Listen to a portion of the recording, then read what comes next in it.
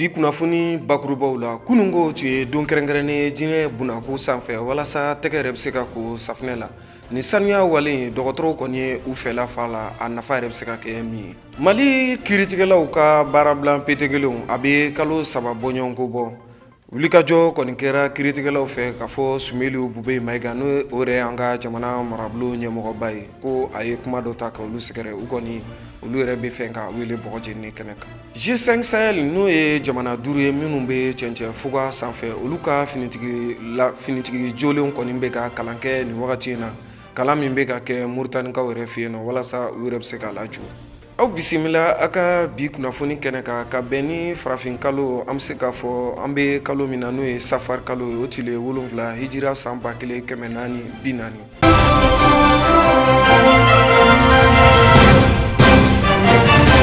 i n'a fɔ kunungo an tun ye ɲɛfɔli kɛ aw ye cogo min na kunun tun ye don kɛrɛnkɛrɛnnen ka ɲɛsin tɛgɛko safinɛ la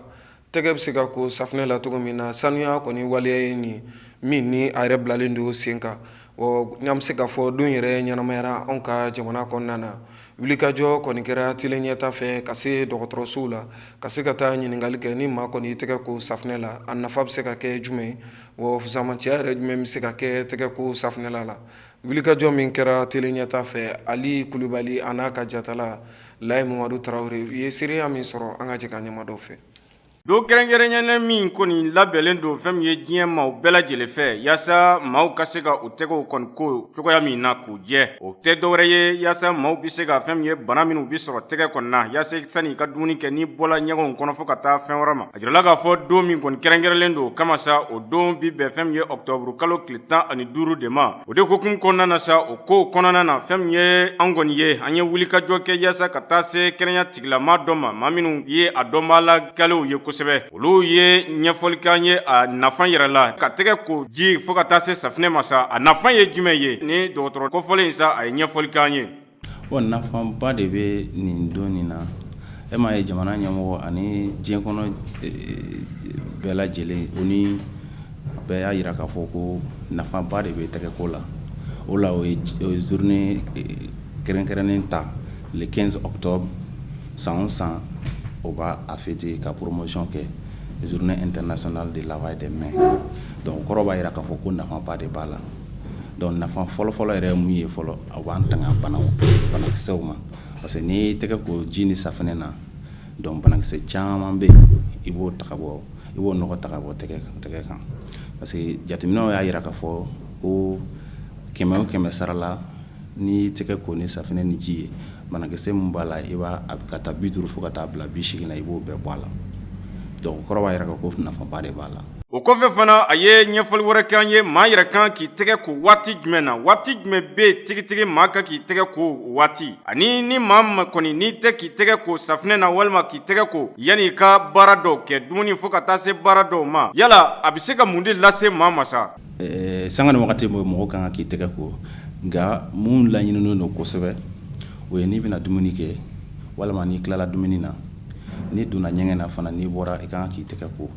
ani denmisɛnnin minnu n'u tilala banakɔtaga la n'an bɛna o nettoyer donc an kan ka ko après avoir nettoyé les enfants n'an tilala o ka nettoyer la an fana kan k'an tɛgɛ ko muso fana n'i bɛ taa gada la yanni k'i tɛgɛ don dumuni tobi fɛnw na i kan k'i tɛgɛ ko fana ko kɛrɛnkɛrɛnnenya dɔgɔtɔrɔso kɔnɔna na fana an minnu bɛ dɔgɔtɔrɔso kɔnɔ an kan ka an tɛgɛ fana ko parce que wagati ni wagati de bɛ yen fana yanni i ka maga banabaatɔ la i tɛgɛ jɛlen kan ka se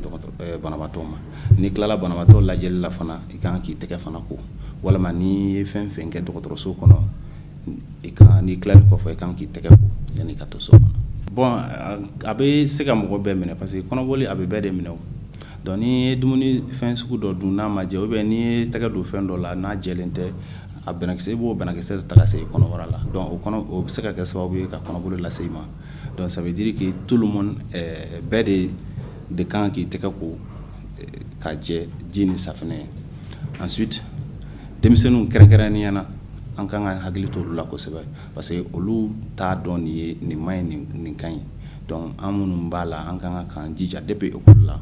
an kan ka o éducation don u kunna donc ça veut dire que an ka éducation kɔnɔna na an kan ka volet dɔ dayɛlɛ éducation hygiène ta fan na.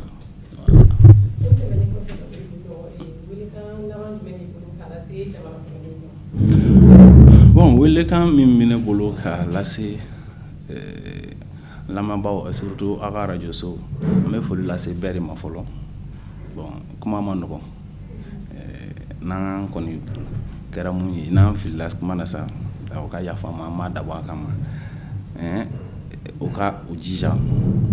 u k'u tɛgɛ ko yan'u ka dumuni u bɛna fɛn fɛn kɛ tɛgɛ ko kɔni o de ye c'est la porte d'entrée même de la santé comme on le dit. Saniya yɛrɛ ye kɛnɛya donda fɔlɔ de ye parce que pour que i ka kɛnɛya il faut que i yɛrɛ jɛlen ka to donc i siso i baarakɛyɔrɔ o ani i ka fɛngɛ bɛɛ il faut que i ka bɛɛ k'i jija a ka saniya. Ni bɛɛ sera k'a matarafa a b'a a to kɔlɔlɔ caman tɛ se an ma parce que ni denmisɛnninw man kɛnɛ ni u tɛgɛ ma ko ni safinɛ ye k'a jɛ n'u ye dumuni kɛ u bɛ se ka bana a bɛ se ka kɔnɔboli lase mɔgɔw ma bana dɔ bɛ yen fana fièvre typhoïde a bɛ se k'o fana lase mɔgɔ ma o n'a ɲɔgɔnna caman mais ni tɛgɛ ko in n'a matarafara bɛɛ bɛ k'a kɛ k'a ɲɛ a cogo la olu bɛɛ bɛ dɔgɔya. Ni bɛɛ lajɛlen tɛmɛlen kɔ ni dɔnnibaba in kɔni n'u ye Dr Kenu ye a y'a jira k'a fɔ ko a b'a ɲini maliden bɛɛ lajɛlen fɛ denmisɛnnin fara maakɔrɔba kɔni kan bɛɛ lajɛlen kɔni ka nin k'i ka baara ye yaasa i n'a kisi fɛn ye banajugu tɔɔrɔw ma cogoya min na. A bɛ kalo 3 bɔɲɔgɔnko bɔ sisan Mali kiiritigɛlaw n'a bɛ fɔ o ma ko magistraw olu kɔni kelen don ka baara bila peden kelenw boloda ni an b'a fɔ o ma nansarakan na ko grève illimité o de hukumu kɔnɔna na marabolo yɛrɛ ɲɛmɔgɔba n'o ye Sumeli Bube Mayiga ye ale tun ye sariya den dɔ ta wagati dɔ la a bɛ fɔ fɛn min ma ko réquisition o de ye ka kiiritigɛlaw kɔni wele diyagoya la u kana baara kɛ o kuma min kɔni fɔra marabolo yɛrɛ ɲɛmɔgɔba fɛ n'o ye Sumeli Bube Mayiga ye kiiritigɛlaw kɔni y'a jira k'a fɔ olu kɔni bɛna wele sariya bondaso min bɛ yen nɔ n'o ye sariya bondaso yɛlɛyɛlɛ laban ye n'a bɛ fɔ o ma ko Cour suprême ka wele o kɛnɛ ka walasa a ka se ka taa jalaki min kɔni binna olu kɔni kan ka se ka jaabi ta ka Sumeli Bube yɛrɛ Mayiga sɛgɛrɛ an ye ɲinini min kɛ a ko la seereya min sɔrɔla an ka jɛ ka ɲɛma dɔ fɛ. A bɛ kalo 3 bɔɲɔgɔnko bɔ sisan Mali kiiritigɛlaw ni u ka lafasali tɔnba 2 tɔgɔ Silima ka taa se Sam ma n'u kɛlen don ka baara bila peten kelenw boloda anw ka jamana kɔnɔna na nin baara bila peten kelen mun kɔni filɛ nin ni nansaraw yɛrɛ b'a wele ko grève illimité a ko kɔni kelen don gɛlɛyaba ye an bɛ don minɛ ko bi wagati tɛmɛnenw na an ka jamana marabolo yɛrɛ ɲɛmɔgɔba n'o ye Sumeli Bube Mayiga ye ale kɔni tun ye hakilina dɔ ni sariyakisɛ dɔw ta wagati tɛmɛnenw na ka fɔ fɛn min ye kiiritigɛlaw ye ka sariya sen bila u nɔ ka sariya sen min ni a bɛ fɔ o ma ko réquisition o de ye k'u wajibiya u ka se ka na baara kɛ n'u mana baara kɛ u yɛrɛ bɛ se ka gulon walima k'u bolo bɔ baara yɛrɛ la peten kelenw ni kuma min kɔni fɔlen filɛ nin Sumeli Bube Mayiga fɛ Mali kiiritigɛlaw ka lafasali tɔn 2 olu kɔni ye wulikajɔ kɛ kununko tɛnɛ ka se ka taa Mali kiiriso la kiiriso min ni an b'a wele ko Cour suprême ka yir'u la k'a fɔ sariya sen min taara ka ɲɛsin olu ma n'a bɛ fɔ o ma ko réquisition ko k'a bɔ a bolo ma nin kɔni ye gɛlɛyaba ye an bɛ se k'a fɔ an bɛ don minɛ komi bi jamana yɛrɛ marabolo ni an b'a fɔ o ma ko pouvoir exécutif ka taa se an ka kiiritigɛlaw ma Mali kiiritigɛlaw kɔni ka ɲɛfɔcogo la Sumeli Bube Mayiga kɔni bɛ ka sariya sɔsɔ kɔni wale bɛɛ lajɛlen ta ka ɲɛsin olu kiiritigɛlaw ma wa n'i ye dun o jateminɛ k'a lajɛ i bɛna ye k'a fɔ o kɔni ye degun de wa olu yɛrɛ ka ɲɛfɔcogo la o bɛ komi ka tulu yɛrɛ kɛ tasuma de kan Sumeli Bube Mayiga tɛ k'a ɲini wagati si la k'a fɔ a bɛ tasuma yɛrɛ kɔni faga ni dun ye an ka jamana jateminɛ k'a lajɛ i bɛna ye k'a fɔ fanga yɛrɛ bonda 3 de a bɛ fɔ fɛn min ma ko pouvoir exécutif n'o yɛrɛ jamana ɲɛmɔgɔ ka taa se marabolo yɛrɛ bɛɛ lajɛlen ma a ka ja ka taa se a bɛ fɔ fɛn min ma ko pouvoir judiciaire n'o ye kiiritigɛlaw ye ka kuncɛ ni an ka jamana yɛrɛ marabolo ye n'a bɛ fɔ o ma ko pouvoir législatif ninnu fanga 3 bɛɛ lajɛlen si gulonnen tɛ si la o b'a jira k'a fɔ Sumeli Bube Mayiga kɔni bɛ ka waleya min ta ka olu sɛgɛrɛ nin ye bingali waleya de olu tɛ n'u sigi k'u bolo da u sen ka cogo si la sariya o sariya kan ka ta walasa Sumeli Bube Mayiga yɛrɛ bɛ se ka ɲangi cogo min na olu kiiritigɛlaw kɔni bɛ na o de bila sen kan halisa kiiritigɛlaw kɔni ka ɲɛfɔcogo la tuma min na wulikajɔw kɔni kan ka kɛ walasa sigikafɔ yɛrɛ bɛ se ka kɛ cogo min na olu ka nin baara bila peten kelenw n'a bɛ kalo 3 bɔɲɔgɔnko bɔ bɛɛ ni kolosuma yɛrɛ ni basigi bɛ se ka na la cogo min na walasa olu yɛrɛ ka baara daminɛ o wagati kelen Sumeli Bube Mayiga ani jamana yɛrɛ minisiri dɔw bɛ yen nɔ minnu kɔni bɛ ka dansago ni waleya caman ta ka ɲɛsin olu ma an m'a kɛ fɛn fɛ samasamali min kɔni filɛ anw ka kiiritigɛlaw ka taa se Sumeli Bube Mayiga ni ɲɔgɔn cɛ don n'a nataw la fɛn minnu mana bɔ a la an bɛ n'o da tele ɲɛta filɛbaw bɛɛ lajɛlen tulo kan inshallah. Benka sɛbɛn min tɛgɛnɔ bilara san 2015 Mali yɛrɛ ni Banbagaci jɛkulu ni ɲɔgɔn cɛ i n'a fɔ o bɛɛ lajɛlen b'a kalama cogo min na kabiri san 2012 jamana bɔrɔtɔla dɔw kɔnɔna nana bi anw ka jamana ka fɔ u bɛna jamana tila fila ye o gɛlɛya min kɛra sababu ye san 2015 tɛgɛnɔ kɔni nana bila bɛnkan sɛbɛn na o bɛnkan sɛbɛn nanzaraw yɛrɛ b'a fɔ min ma ko pacte n'o ye ka sɛbɛn kura wɛrɛ labɛn walasa bɛnkan sɛbɛn min bilalen filɛ ni sen kan a bɛ se ka lateliya cogo min na walasa malidenw yɛrɛ bɛ se ka don da kelen fɛ ka bɔ da kelen fɛ nin kɔni ye waleya min ni a bɛ ka bila sen kan diɲɛ yɛrɛ seleke naani tɔnba n'a bɛ fɔ o ma ko ONU na u ka dɛmɛ ɲɔgɔnya ye walasa an ka se ka faamuyali sɔrɔ a la Ayisa Ture ale ɲinini k'a la a ye seereya min sɔrɔ an ka jɛ ka ɲuman dɔ fɛ. Bɛnkan sɛbɛn min bɛ ni a bɛ fɔ a ma ko accord d'Alger bɛnkan dɔ kɛra n'a bɛ fɔ min ma ko pacte yasa fɛn min ye bɛnkan sɛbɛn ye a bɛ se k'a lawaleya k'a sigi sen kan cogoya min na ni bɛnkan sɛbɛn kofɔlen u kɔni ye ɲɔgɔn ye k'a kan tile kurukara bɛɛ lajɛlen na yasa u ka se ka bɛnkɛko la o kɔfɛ an ka jamana ɲɛmaw ani Nations Unies n'o diɲɛ jamanaw ka fara ɲɔgɔn kan tɔn ye olu sɔrɔla k'a bolonɔ bila k'a la ni sɛbɛnfura in page 3nan o bɛ kuma kɛ bɛnkan sɛbɛn min n'a tɛmɛna coordination des mouvements de l'Azawad ni a bɛ fɔ a ma ko SEMA ani an ka jamana ɲɛmaw yɛrɛ yɔrɔ kura min ni a donna ni sɛbɛnfura in kɔnɔna na o de ye ko jagoya la fɛn min ye ni bɛnkan ninnu ye u ka se ka lasabati diɲɛ jamanaw ka fara ɲɔgɔn kan tɔn o ni o conseil de sécurité olu y'a yira k'a fɔ u bɛna fɛɛrɛw bɛɛ lajɛlen sigi sen kan fɛn fɛn de bɛ ka se ka nin bɛnkan sɛbɛn in ka a waleyali bali k'u bɛna fɛɛrɛ kɛ o bɛɛ lajɛlen na kɛrɛnkɛrɛnnenya na min bɛ kuma article 29 kɔnɔna na ni o ye article 29 ye ni o article 29 yɛrɛ ta k'a lajɛ i b'a ye k'a fɔ bɛnkan min ni a kɛra ni maa ninnu ni ɲɔgɔn cɛ a kɛkunba ye yasa fɛn min ye banbagaci wale ni a bɛ fɔ o ma ko terrorisme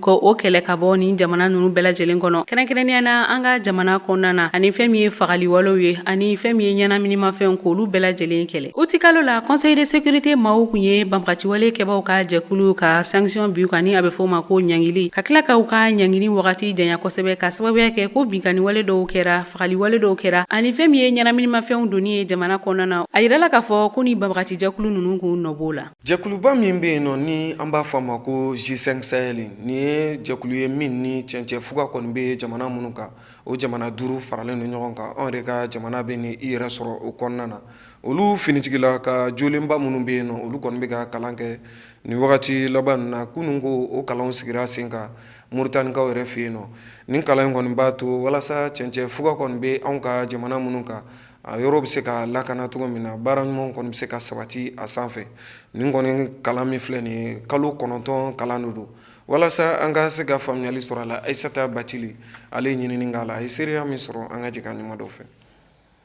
jamana minnu bɛ cɛncɛnfo kan olu ka fara ɲɔgɔn kan jɛkulu min bɛ banbagaciw kɛlɛ n'a bɛ fɔ o ma ko G5 Sahel o sɔrɔdasi 37 de ye kalansen daminɛ tɛnɛn don Moritani faaba yɛrɛ la n'o ye Nouakchott ye ni finitigi jalatigi ninnu bɛna kalan kɛ n'a bɛ fɔ min ma ko formation min kuntagala bɛna taa fo kalo 9 jɔnni u ka taa kɛlɛkɛyɔrɔw la kalanden ninnu kɔni bɔra G5 Sahel jamana 5 bɛɛ la n'o ye Mali, Mauritanie, Niger, Tchad ani Burkina Faso finitigi ninnu kɔni bɛɛ jɔlen don ni san 15 fo ka taa se san 20 ma u ka jamanaw finitigiya la ni kalansen kura min kɔni daminɛlen don Mauritanie jamana kɔnɔna la a kɔni bɛna kalandenw dege kɛlɛ taga bolo bɛɛ la walasa G5 Sahel kɛlɛdenw ka se ka kɛlɛ k'u yɛrɛ ye ani u ka se ka kɛlɛ fɛɛrɛ bɛɛ dɔn ani a sariyaw G5 Sahel jɛkuluba yɛrɛ ka bolofara min bɛ ka ni kalansen sigi sen kan n'a bɛ fɔ a ma ko collège de défense a miiriya kɔni bɔra Mauritanie jamana de yɔrɔ min ye u ka général ye Brahima Val ale de kɔni bɛ a ɲɛmaya la kalansen kɔni bɛ ka kɛ yɔrɔ min na a nafolo bɔra larabu jamana dɔ de la san yɛrɛ bɛ kɔnɔna la kalanso in mago bɛ se nafolo min ma o bɛ taa fo sefa wari miliyɔn 520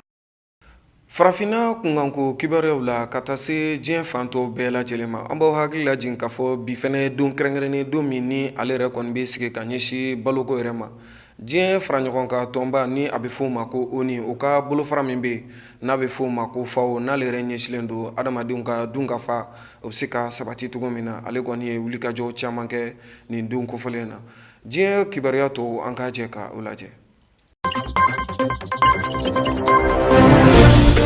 Côte d'Ivoire kunnafoniw na kalafili minnu kɛra Côte d'Ivoire kaw fɛ yen ni o tun ye u ka marabolo ɲɛmɔgɔw sigilen fo ka taa a se u ka mɛrisigiw ma o kalafili ninnu kɔni kɛra ka bɛn ni sibiri don octobre kalo tile 13 san 2018 jɛkulu mun sigilen don u fɛ yen u ka kalafili labɛnni kow kan ni o ye CEI ye olu kɔni y'a yira k'a fɔ ko nin jaabi ninnu kɔni diliw bɛ to sen na u y'a yira k'a fɔ ko ni kalafili ninnu kɔnɔna la ko fɛn caman kɛra minnu bɛ tali kɛ yuruguyurugu ale ni ɲɔgɔn sama ko caman kɛra a kɔnɔna la ko nka hali o n'a ta bɛɛ min ye ye jaabi nunu kɔni dili ye ko u kow be to sen na dɔgɔkun tɛmɛlen na sibiri ale ni kari kɔnɔna la maaw kɔni ye ɲɔgɔn samasama kɛ fɔɔ ka taa kɛ maa saba boɲɔn ko olu kɔni bɔnɛla u nin na politiki tɔn be yen nɔ ni o tɔgɔ ye RHDP ye u kɔni y'a yira k'a fɔ ko olu kɔni de san sɔrɔ ka fara politiki tɔn misɛmani dɔw kan o kɛra fɛn min ni o kɔni ma bɛn parti politiki mɔgɔ dɔw ma ni olu de ye PDCI maaw ye olu y'a yira k'a fɔ ko nunu kɔni ka san sɔrɔ ko o kɔni kɛra yurugujurugu ale ni namara ye ko olu kɔni tɛna jɛn ni hakilina ye cogoya si la min kɔni kɛra u ka nin kalafili labɛnbagaw ye olu maaw y'a yira k'a fɔ ko parti politiki RHDP ko olu kɔni maa nunu de sanfɛla sɔrɔ sabu ko n'i y'a ta k'a lajɛ u ka marabolo 31 bɛɛ kɔnɔna la ko ni maa nunu kɔni de san sɔrɔ ko ka fara Abidjan kominu kan ni o ye Trècheville ye Kumasi Yopungo fo ka taa se Abobo ma ko nunu bɛɛ yɔrɔ min ni nin parti politiki maa nunu kɔni ye san sɔrɔ o yɔrɔ la wa o de kɛra yɔrɔ ye fɛnɛ yɔrɔ min ni u kelen bɛ ka lakana ministri ni o tɔgɔ ye Ahmed Bagayogo ye ale fɛnɛ sigilen bɛ o yɔrɔ kelen de la PDCI maaw olu kɔni bɛ u seko n'u damayɔrɔ bɛɛ lajɛlen na sabu an bɛ yɔrɔ min na i n'a fɔ bi olu fɛnɛ kɔni ye fanga sinamatɔ jɔnjɔn maa dɔw ye u kɔni fɛnɛ ye u bɛrɛmata sɔrɔ sabu a yirala k'a fɔ ko a bɛ fɔ yɔrɔ min ma ko mairie de Kokoji u kɔni ye san sɔrɔ o yɔrɔ fɛnɛ la fo ka taa a se plateau mairie ko o an bɛ don min na i n'a fɔ bi o yɔrɔ kɔni b'u bolo min ye nin parti politiki mɔgɔ ninnu ye bɛɛ lajɛlen kɔni bɛ ka i yɛrɛ kofɔ k'a fɔ ko olu de ye san sɔrɔ bɛɛ bɛ ka nisɔndiya ka ɲagari ka sɔrɔ a ko yɛrɛ ma taa yɔrɔ la fɔlɔ nka n'i ye nin ko in bɛɛ lajɛlen jateminɛ k'a lajɛ jateminɛw kɔni y'a yira k'a fɔ ko min kɔni ye RHDP ni ale ye politiki tɔn ye min dogolen tɛ u ka jamana kan ka fara parti indépendant dɔw kan ni olu fɛnɛ ye politiki tɔn misɛnmaninw ye a yɛrɛ la k'a fɔ ko olu kɔni maaw de bɛ sanfɛ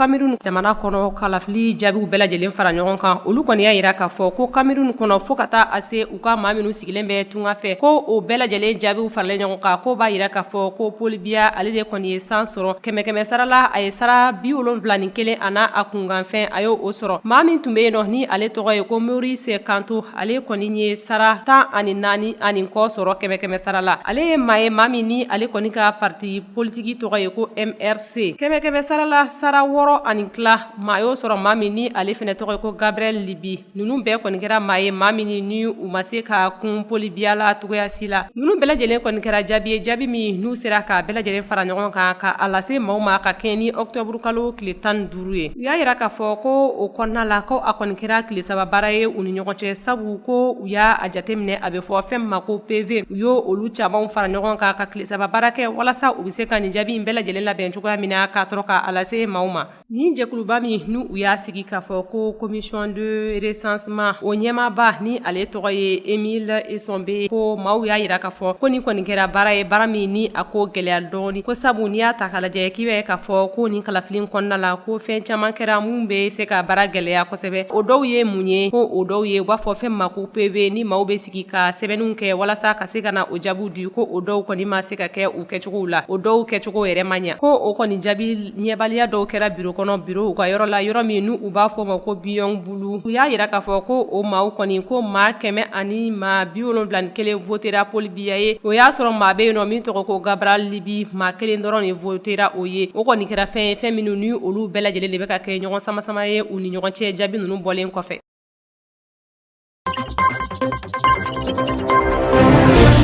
jɛkulu dɔ bi diɲɛ kɔnɔ ni u b'a a jɛkulu wele ko FAO o de hukumu kɔnɔna na sa FAO in yɛrɛ ye ko a bilala sen kan kabini san 1945 waati olu ka baara ti dɔwɛrɛ ye yaasa ka wuli ka se maaw ma maa minnu bɛ yen n'u bi gɛlɛya la ka se ka o dɛmɛ ka bɔ o gɛlɛya la cogoya min na o de hukumu kɔnɔna na ko a jirala k'a fɔ ko fɛn min ye bi kɔni ye bi ti don wɛrɛ don min kɔni kɛrɛnkɛrɛnyalen don ka se ka maaw kɔni balo ka ɲɛ n'u u b'a wele ko journée mondiale de l'alimentation yaasa ka se ka maaw kɔni balo ka ɲɛ ko bi kɔni ye o don kɔni ye o de hukumu kɔnɔna na sa diɲɛ serege naani jɛkulu ye ni u b'a wele l'organisation des nations unies o ye baara dɔ kɔni sigi sen kan ka se ka u ye baara minnu kɛ san bɛɛ kɔnɔ ka se ka olu kɔni jira maaw la cogoya min na o y'a jira k'a fɔ ko ɲina san kɔni kɔnɔ sa u ka baara bɛna sin fɛn min ma o ti dɔwɛrɛ ye maa minnu ni u bi wuli ka bɔ u sigiyɔrɔw la ni an b'u wele ko tungarangew nanzarakan na u b'a fɔ ma ko migratoire dɔw yɛrɛ b'a fɔ ko des migrants ko olu maaw sa ko yaasa ka se ka olu kɔni kɛrɛnkɛrɛn k'u labɛn k'u ladon yɔrɔ yɔrɔw la u bi wuli ka taa yɔrɔ min na cogoya min na ka se k'u kɛrɛnkɛrɛn o yɔrɔw la u ka se ka u ka nafa sɔrɔ o yɔrɔw la cogoya min na ko olu ka baara bɛna ɲɛsin olu de ma ɲina ko barisa ko n'i y'a jateminɛ maa minnu bɛ yen ni u bi bɔ o sigiyɔrɔw la ko fɛn wɛrɛ t'u u b'o sigiyɔrɔw la kɛlɛw bi se ka u wuli ka bɔ yen ani ka taa se ala yɛrɛ ka kow kɔnɔ ni o ye ko dɔw ye minnu bi se ka na ni maa ka se tɛ min na u b'a fɔ min ma ko événement naturel ni o ye fɛn dɔw ye a bi se ka na ten i n'a fɔ kaba yeguru fo ka taa se dugukolo yɛrɛyɛrɛ ani tile bi se ka kalaya yɔrɔ dɔw la fɛn tɛ se ka ɲɛ o yɔrɔ la u bi se ka maaw bɔ u nɔw na ko o mana kɛ sa u bi sɔrɔ ka wuli ka taa yɔrɔ la yɔrɔ min u bi se ka u kɔni dɛmɛ kosɛbɛ yanni jamana faamaw ka wuli ani diɲɛ bɛɛ faamaw ka wuli k'a fɔ ko u na nin maa kofɔlen ninnu k'u kɛlɛ k'u gwɛn ka bɔ yen ko u kan ka ko dɔ de kɛ yaasa nin maa kofɔlen ninnu u mana taa sigi yɔrɔ min na u bi se k'u ka balo sɔrɔ ani ka se ka hinɛ lase u ka jamanaw fana ma cogoya min na ko o fɛɛlɛw de kan ka tigɛ ko olu ka ɲina baaraw bɛɛ lajɛlen bɛna ɲɛsin o de ma o de hokumu kɔnɔna na sa u ka baarakɛla dɔ bɛ yen n'u ye Omar Benamur ye ale y'a jira k'a fɔ ko ale na misali ta fɛn min ye farafinna den minnu bɛ yen n'u u bɛ boli ka taa nazara jamanaw kan ko n'i y'a jateminɛ u bɛɛ lajɛlen bɛ taa baara kɛ yɔrɔ min na o de ye foro kɔnɔnaw ye u bɛ sɛnɛw kɛ ani ka se ka jiridenw kɔni ko olu tigɛ ka di nazaraw ma ko nazaraw ye u bɛ sara minnu d'u ma yanni u k'a fɔ ko u bɛ u gɛn u kan ka u kɔni ladon ka ɲɛ ka sara ɲɛnama d'u ma k'u furaw kɛ ani ka u ka lakana ka se ka a sabati cogoya min na ko o mana kɛ fɛn min ye ni maa kofɔlen ye o bɛ sɔrɔ min kɛ o yɔrɔ la a na kɛ sababu ye ni u segila ka n'u ka jamanaw kɔnɔna u ka togodaw na yiriwa o kɔnɔna na fo ka taa se u ka jamana bɛɛ lajɛlen ma o fana na se ka yiriwa o kɔni kɔnɔna na o de hokumu kɔnɔna na sa u y'a jira k'a fɔ ko hali sisan baaraw de bi sen na yaasa nin baara ninnu bi se ka bila sen kan cogoya min na ka tungarankew labɛn yaasa u bɛna se ka u ka togodaw kɔni yiriwa cogoya min na.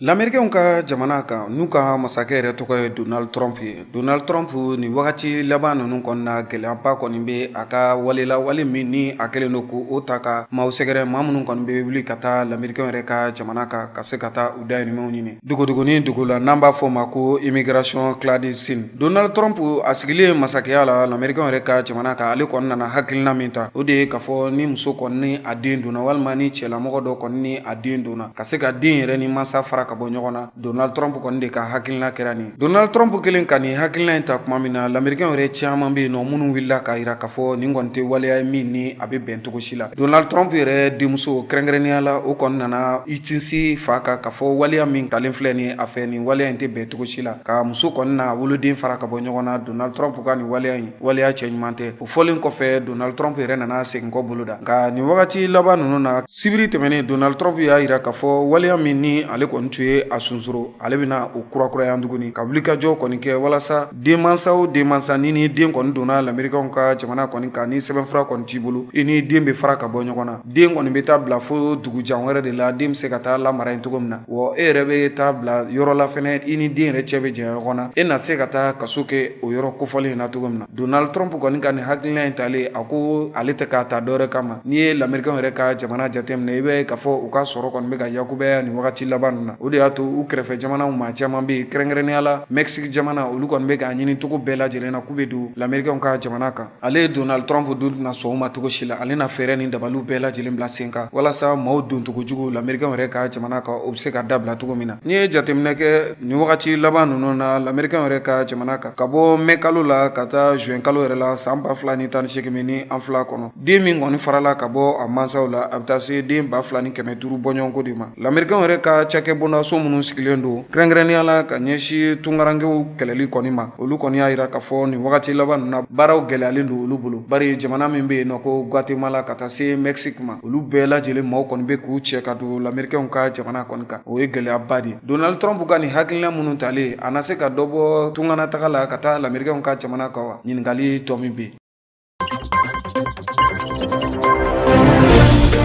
Farikolo ɲɛnajɛ nasira kan a bɛ fɔ farikolo ɲɛnajɛ min ma ko karate ni ale yɛrɛ bolofara min bɛ yen nɔ n'a bɛ fɔ o ma ko vovina ni viativo daw nin ye kɛlɛsin dɔ kɔni ye walasa maaw kɔni bɛ se ka u yɛrɛ lakana cogo min na nanzaraw yɛrɛ b'a fɔ min ma ko autodéfense o tile fila kalan kɔni kɛra maaw kun walasa faamuyali yɛrɛ caman bɛ se ka na ni bin kɛra adamaden kan i bɛ se k'i yɛrɛ tanga cogo min na ka se k'i yɛrɛ kisi ala ta kɔfɛ. Ni wulikajɔ kalan kɔni kɛra maa min fɛ o de tɔgɔ ye maître Bekayi Keyita ni ceinture noire yɛrɛ don 3e dan b'a ale bolo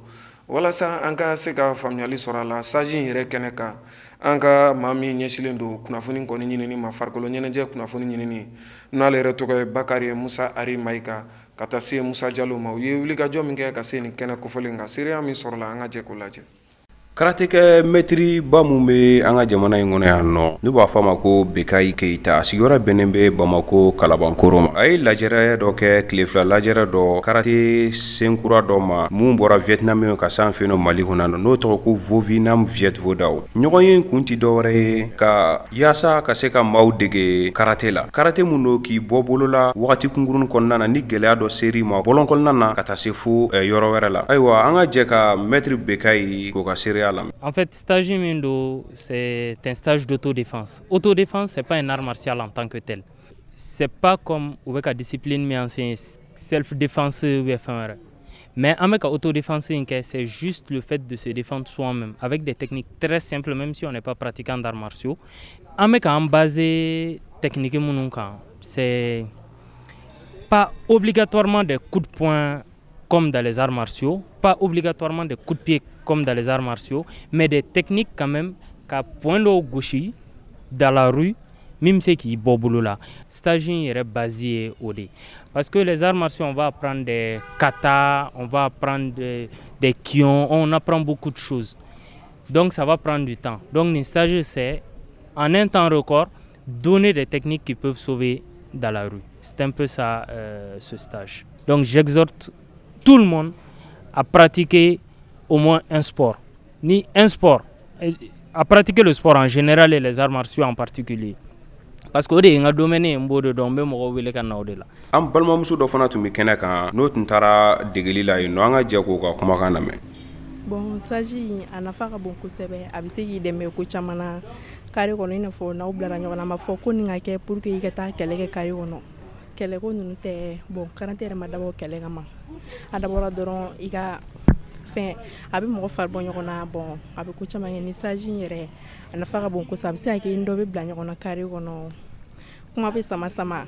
mais i t'a essayer ka kɛlɛ k'a tigi fɛ i b'a a la faamuya mais n'a ma sɔn o ma donc i bɛ se ka i yɛrɛ défend quoi saji kun y'o de a nafa ka bon kosɛbɛ donc musow m'a faamuya ko u ɲɛna bɛɛ ɲɛna ko karate ye cɛ fɛn de quoi donc musow yɛrɛ bɛ se ka kɛ an b'an jija i n'a fɔ cɛw bɛ ka kɛ cogo min na ka tɛmɛ cɛw la o de kɔni ne ka laɲini an musow ka karate la se yɔrɔ la cɛw ma deli k'a se yɔrɔ ma. maa wɛrɛ bɛ yen nɔ mun bɛ karate wɛrɛ kɛ n'a bɛ fɔ ma ko taekwondo o tun bɛ kɛnɛ in kan an ka jɛ k'o ka seereya lamɛn. Bon n bɛ taekwondo ITF de kɛ International Taekwondo Fédération Association Club Mali. Bon n bɛ premier dan na ceinture noire premier dan. Bon au fait Viet Vodao ni a jateminɛ art bɛɛ dɔ b'a kɔnɔ.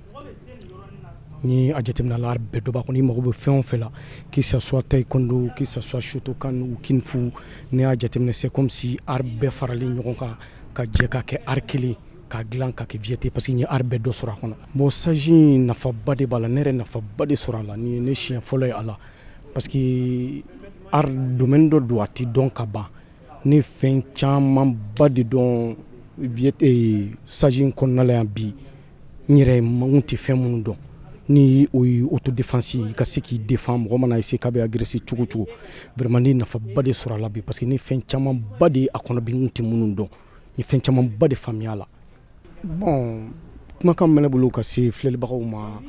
komi mɛtiri Bekayi a fɔ an ɲɛna cogo min na a dabɔlen tɛ karatekɛlaw dɔrɔn kama mɔgɔw bɛ yen olu tɛ art martiaux fosi kɛ mais u nana autodéfense u nana ka na kɛ a dabɔ kun ye dɔrɔn i bɛ art kɛ o i t'a kɛ i ka se ka na dɔrɔn i ka se k'i yɛrɛ défend mɔgɔ mana essayer k'a bɛ agresser cogo cogo i ka se k'i yɛrɛ défend donc n bɛ wele kan bila bɛɛ lajɛlen ma mɔgɔ o mɔgɔ nana ka na lajɛ bi n'i bɔra nin kalama